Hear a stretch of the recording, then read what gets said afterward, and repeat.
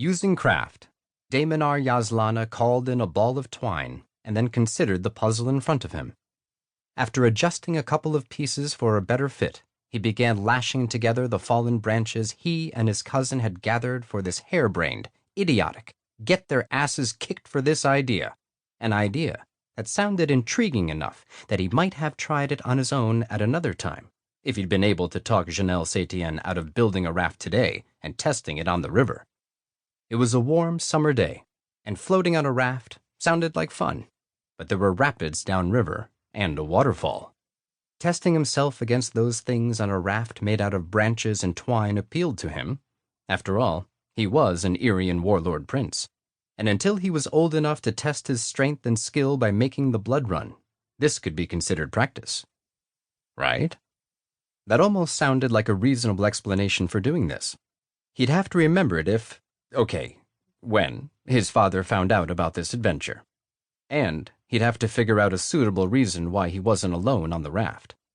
Maybe Auntie Jay could help with that, if she didn't give him a whack upside the head before his father had a chance to do it. Jaenelle Saetien set the next load of branches beside the ones he'd laid out.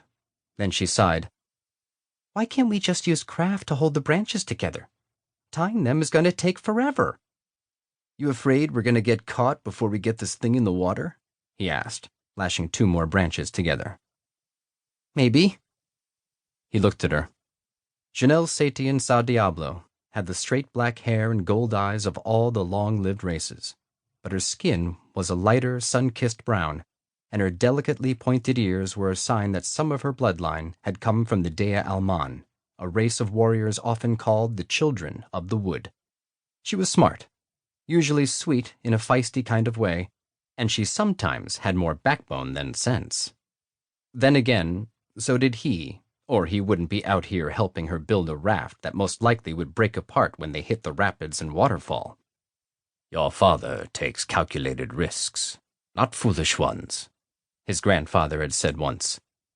He measures risk against his own strength and skill, as well as the strength and skill of the people with him. As you get older, he'll expect you to do the same.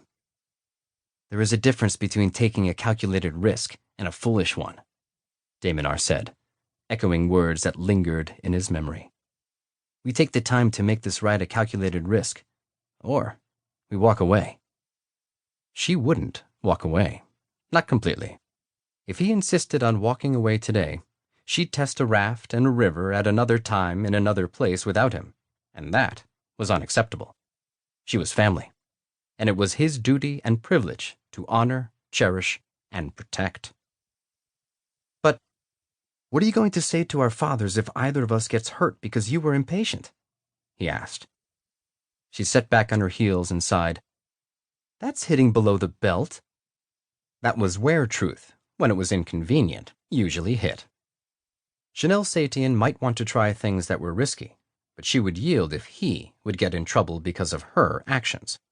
Well, she would yield most of the time, unless the impulse to do something overwhelmed every bit of common sense that should warn her about how her father would react to a particular scheme. She was the daughter of the Warlord Prince of Demlin, and even though she loved her father, sometimes being the daughter of a powerful man was a burden. Daemonar understood that kind of burden. He was the son of the Warlord Prince of Ascavy, the feared demon prince of Ascavy. Those 2 men were not only brothers united by family and their service to a queen, unlike any other in the history of the blood, they were also the most powerful and dangerous men in the entire realm of Kalir.